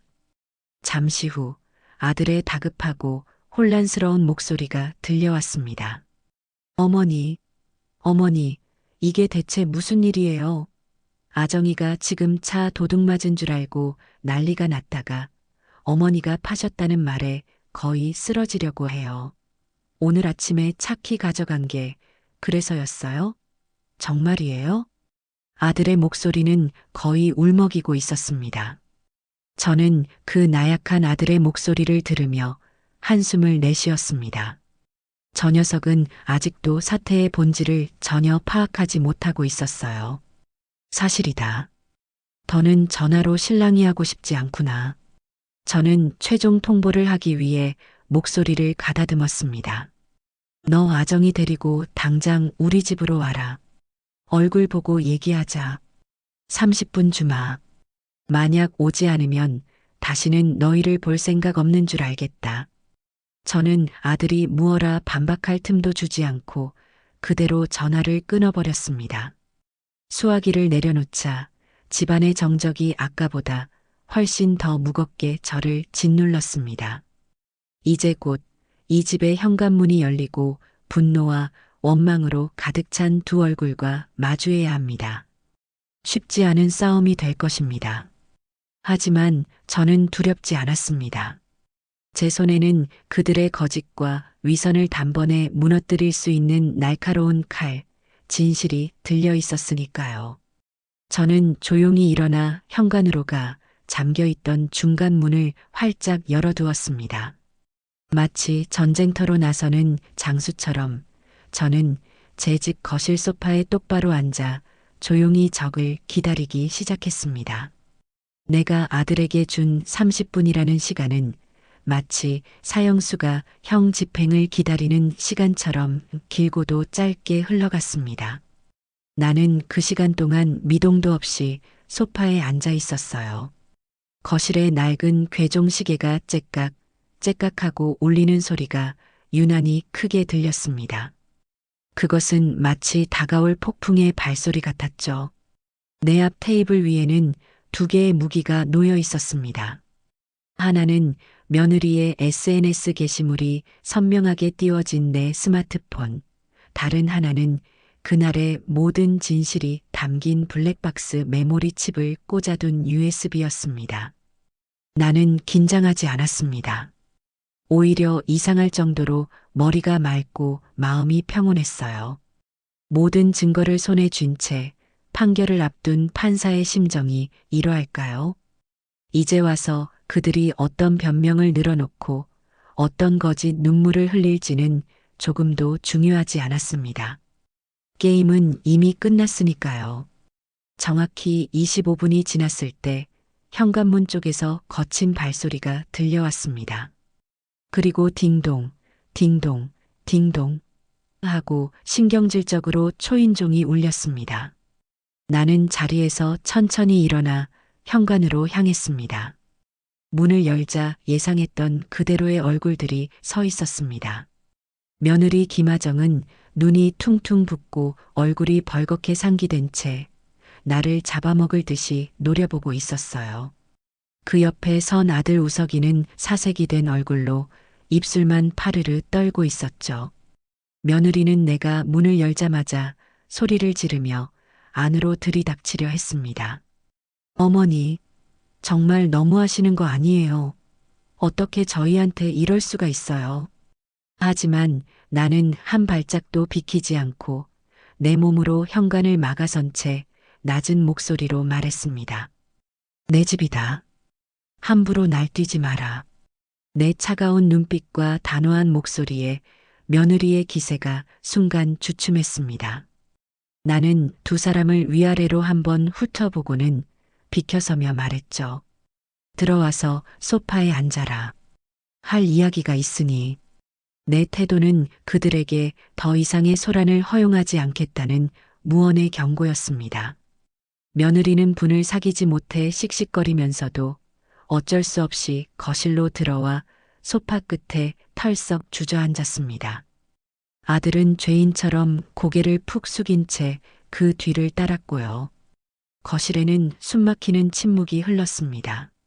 먼저 침묵을 깬 것은 역시 며느리였습니다.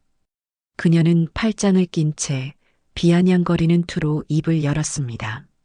그래서요, 어머니. 저희를 이렇게 부르신 이유가 뭐예요? 차 팔아치운 거 자랑이라도 하시려고요? 그거 아세요? 엄연히 저희가 사용하던 재산을 마음대로 처분한 건 횡령죄에 해당될 수도 있어요. 저희가 법적으로 나가면 어머니만 곤란해지실 텐데요. 며느리는 최후의 발악처럼 법이라는 단어를 무기처럼 꺼내 들었습니다. 그 뻔뻔함에 실소마저 터져 나왔습니다. 나는 대꾸하지 않았습니다. 그저 조용히 테이블 위에 있던 내 스마트폰을 집어들었죠. 그리고 TV 리모컨을 눌러 스마트폰 화면 미러링 기능을 켰습니다. 잠시 후 거실의 커다란 TV 화면에 며느리의 SNS 게시물이 대문짝만하게 떠올랐습니다. 백화점 카페에서 환하게 웃고 있는 며느리의 얼굴, 그리고 그 밑에 적힌 나에게 주는 선물이라는 해시태그까지. 며느리의 입에서 의미 없는 소리가 새어나왔습니다. 조금 전까지 당당하던 기세는 온데간데 없이 얼굴에서 핏기가 싹 가시는 것이 보였어요. 나는 그런 며느리의 얼굴을 차갑게 응시하며 말했습니다. 차가 고장나 정비소에서 4시간을 씨름했다던 사람이 참으로 행복하고 여유로운 표정이구나. 새로 산 구두는 마음에 들었니? 너에게 주는 선물이라니 참으로 좋았겠구나.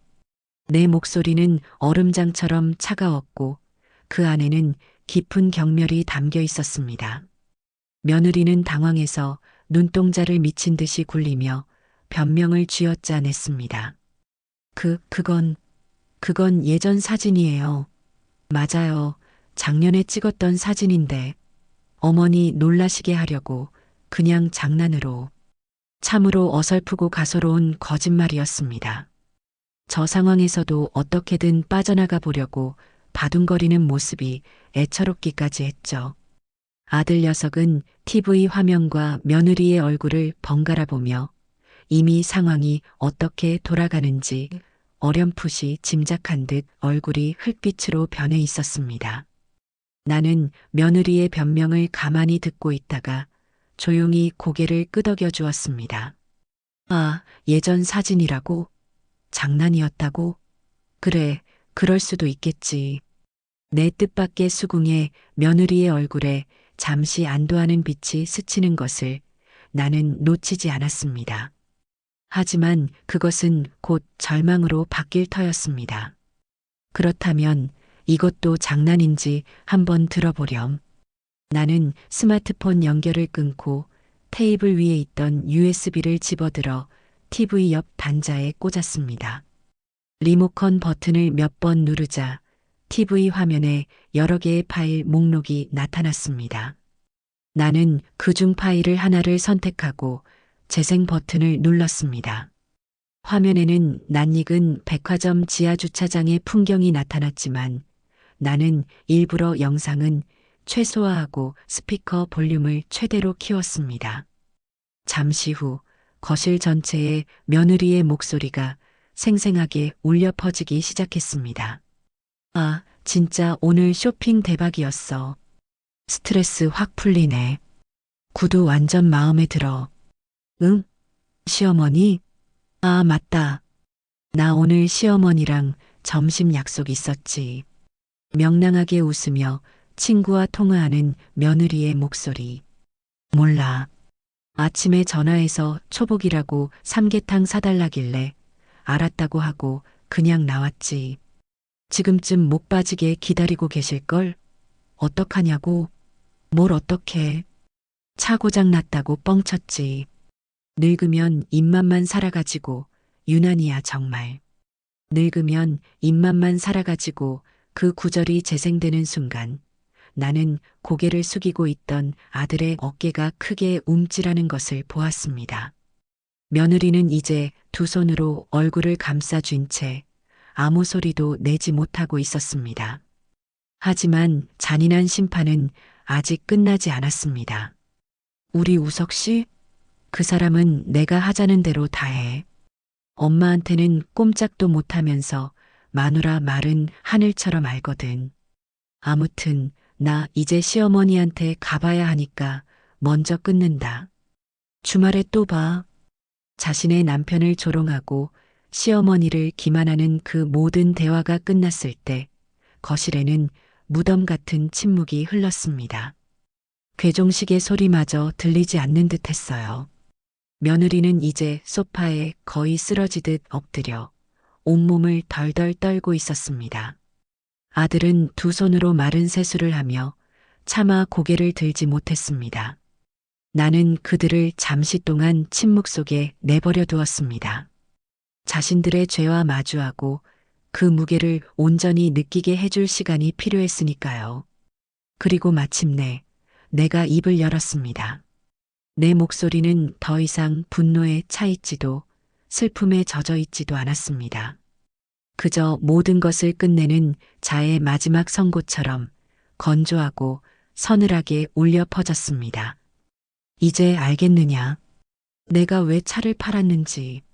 내 말에 아들이 천천히 고개를 들었습니다. 그의 눈은 핏발이 서 있었고 그 안에는 형언할 수 없는 수치심과 절망, 그리고 아주 작은 애원이 담겨 있었습니다. 내가 너희에게 사주었던 그 차는 너희의 편안한 발이 되라고 사준 것이었다. 그런데 너 김하정, 너는 그 차를 너의 거짓말과 오만을 실어 나르는 흉기로 사용했다. 너는 그 차를 타고 나를 속였고 나를 조롱했으며 내 아들마저 우습게 만들었어. 그런 흉기는 더 이상 존재할 이유가 없다. 그래서 내가 없애버린 것이다. 나는 며느리를 향해 차갑게 말하고는 시선을 아들에게로 옮겼습니다. 그리고 웃어가. 너는 내 어미가 지난 몇 년간, 그리고 바로 엊그제, 이따위 모욕과 능멸을 당하는 동안 대체 무엇을 하고 있었지? 정말 아무것도 몰랐느냐? 몰랐다면 너는 내 가정을 돌볼 능력도 없는 무능한 가장인 것이고, 만약 알면서도 침묵했다면 너는 모든 일의 공범이자 불효자다. 어느 쪽이든 너는 내 아비 얼굴을 볼 낯이 없는 놈이야. 아들은 내 말에 아무런 대꾸도 하지 못하고 그저 눈물만 뚝뚝 흘리고 있었습니다. 나는 자리에서 일어났습니다. 그리고 현관문을 가리키며 마지막 말을 내뱉었습니다. 김하정, 너는 오늘 이 시간부로 더 이상 내 며느리가 아니다. 나는 너 같은 아이를 며느리로 둔 적이 없다. 그리고 너 웃어가. 저 여자와 내 어미 사이에서 너의 길을 똑똑히 정해라. 지금 당장 둘 다 내 집에서 나가. 내 마지막 말은 사형 선고와도 같았습니다. 거실의 공기는 얼음처럼 차갑게 얼어붙었고 시간은 영원처럼 멈춰버린 듯 했습니다. 그렇게 길고 길었던 심판의 밤이 막을 내리고 있었습니다. 내 마지막 말이 거실의 공기를 가르자 엎드려 있던 며느리 김하정이 스프링처럼 튕겨 일어나 나를 노려보았습니다. 그녀의 눈은 더 이상 분노나 슬픔이 아니었어요. 모든 것을 잃은 자의 공허함과 도끼만이 서려 있었습니다. 그녀는 무어라 소리를 지르려다 이내 입술을 깨물고는 아무 말 없이 현관으로 달려나갔습니다. 쾅! 하고 문이 닫히는 소리는 그녀가 이 집에서 자신의 존재를 지워버리는 마지막 발악처럼 들렸습니다. 그렇게 며느리는 자신의 죄가 만천하에 드러난 수치심을 감당하지 못하고 도망치듯 내 시야에서 사라졌습니다. 며느리가 떠난 뒤 거실에는 아들 우석이와 나 단둘만이 남았습니다. 아들은 여전히 소파 앞에 미동도 없이 못 박힌 듯 서 있었습니다. 그의 커다란 등이 파도처럼 오르내리는 것을 보니 그가 얼마나 격렬하게 울음을 참고 있는지 알 수 있었어요. 아내에게는 배신감을, 어머니에게는 죄스러움을, 그리고 스스로에게는 끝없는 환멸을 느끼고 있겠지요. 나는 아무 말 없이 그를 내버려 두었습니다. 지금 그에게 필요한 것은 위로가 아니라 자신의 잘못을 온전히 직면할 시간이었습니다. 얼마나 지났을까요? 아들은 더 이상 버티지 못하고 그 자리에 털썩 주저앉았습니다. 그리고는 이내 소파를 붙잡고 아이처럼 목 놓아 울기 시작했습니다. 어머니, 어머니 마흔이 넘은 아들의 처절한 울음소리가 텅 빈 거실을 가득 메웠습니다. 그것은 단순히 슬픔의 눈물이 아니었어요. 자신의 나약함과 비겁함에 대한 통렬한 자책이자 뒤늦은 후회의 절규였습니다. 제가 다 잘못했습니다, 어머니. 아정이가 저러는 거 사실은 알고 있었습니다. 아들은 울음 섞인 목소리로 더듬더듬 고백을 시작했습니다. 아니, 모른 척 했습니다. 어머니한테 무례하게 구는 것도, 가끔 거짓말을 하는 것도 다 알면서도 그냥 시끄러워지는 게 싫어서. 제가 한마디 하면 아정이가 또 화를 내고 집안이 시끄러워지는 게 두려워서. 그래서 그냥 어머니가 조금만 참으시면 된다고, 제가 나중에 잘 말씀드리겠다고 그렇게 비겁하게 넘어갔습니다. 제가 한심한 놈입니다. 어머니 죄송합니다. 정말 죄송합니다. 아들의 고백을 듣는 내 마음은 복잡했습니다. 그럴 줄 알았다는 분노와 함께 저렇게까지 아들을 망가뜨린 며느리에 대한 증오, 그리고 제 아들에 대한 연민이 뒤섞여 소용돌이쳤습니다. 나는 자리에서 일어나 아들에게로 다가갔습니다. 그리고 그의 앞에 서서 그의 어깨를 내려다보았습니다. 그리고는 차갑게 말했죠. 일어나라. 아들은 고개를 들지 못한 채 계속 흐느꼈습니다. 나는 목소리를 조금 더 높였습니다. 어서 일어나라고 했다. 언제까지 그렇게 바닥에 주저앉아 있을 거냐. 내가 흘리는 눈물이 내 죄를 씻어준다고 생각하지 마라. 눈물은 가장 쉬운 자기 연민일 뿐이다. 내 매정한 말에 아들은 울음을 그치고 천천히 고개를 들었습니다. 그의 얼굴은 눈물과 콧물로 범벅이 되어 있었어요. 이제라도 정신을 차렸으면 됐다. 너는 내 가정을 지키지 못했고 내 어미도 지키지 못했다. 무엇보다 너 자신을 지키지 못했어. 내 아내의 등살에 밀려 너 자신의 주관도 자존심도 다 내팽개친 거다. 그 결과가 바로 오늘이야. 똑똑히 봐라. 이것이 너의 비겁함이 만들어낸 비극이다. 나는 아들을 일으켜 세웠습니다. 그리고 그의 눈을 똑바로 보며 말했죠. 내 인생이다. 내가 바로 세워야지. 내 아내를 찾아가 용서를 하고 다시 시작할지, 아니면 이대로 새로운 길을 갈지는 전적으로 너의 선택에 달렸다. 하지만 한 가지만은 명심해라.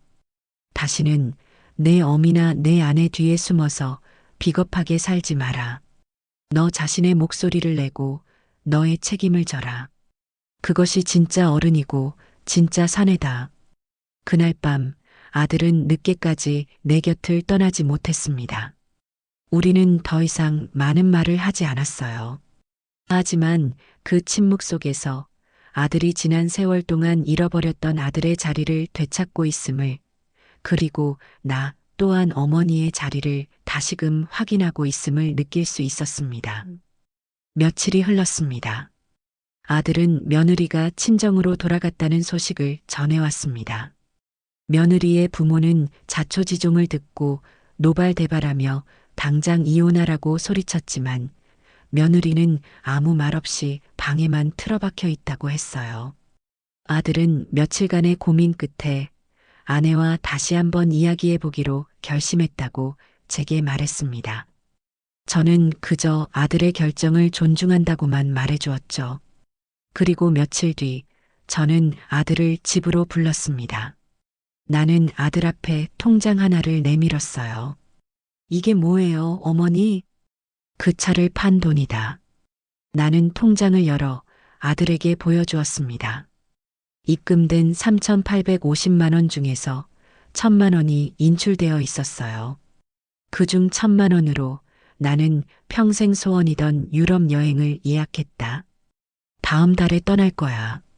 내 아비 없이 혼자 몸으로 너를 키우면서 나 자신을 위해 무언가를 해본 기억이 없더구나. 더 늙기 전에 내게도 선물을 하나 해주고 싶었다. 아들은 아무 말 없이 통장을 내려다보았습니다.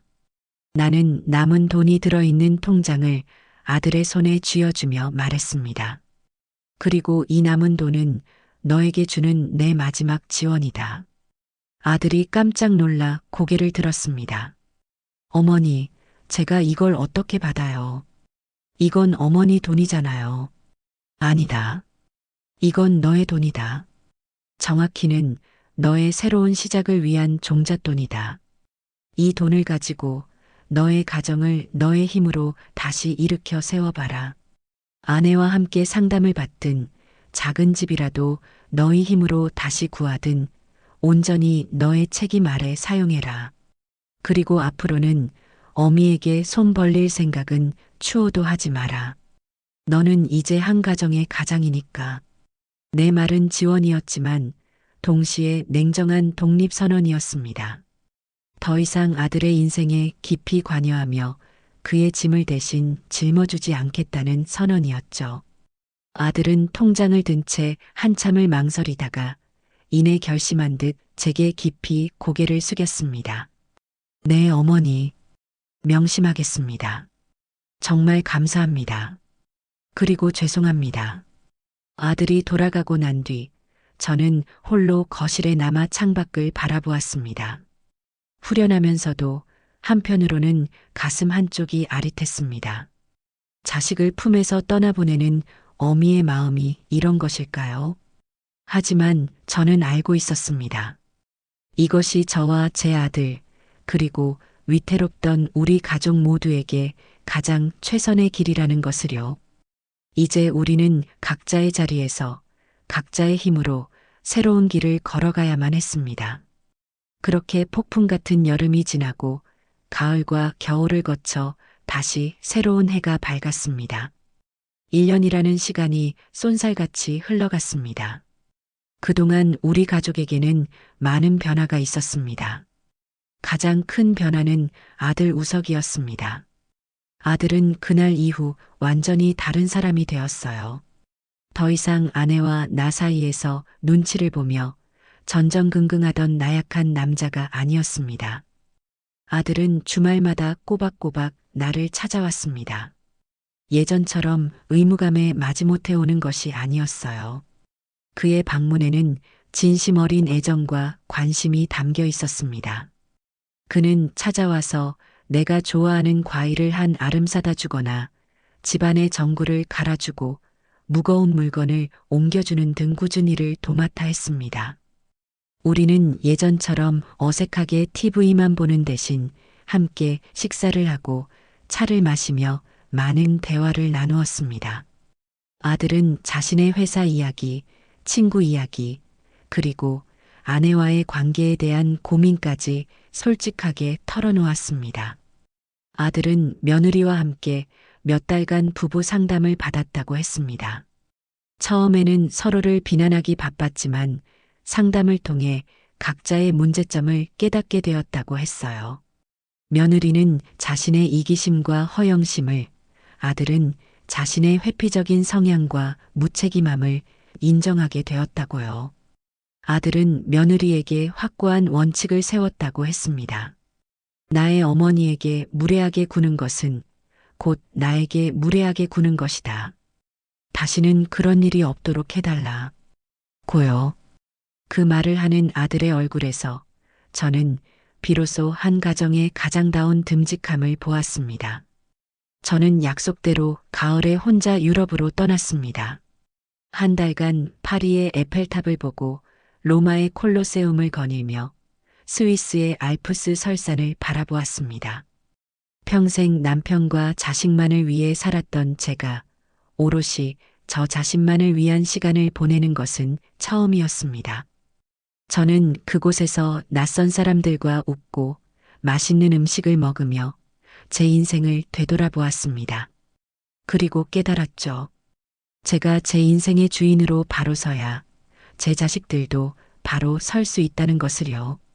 여행에서 돌아왔을 때 저는 한결 가볍고 단단해진 저 자신을 발견할 수 있었습니다.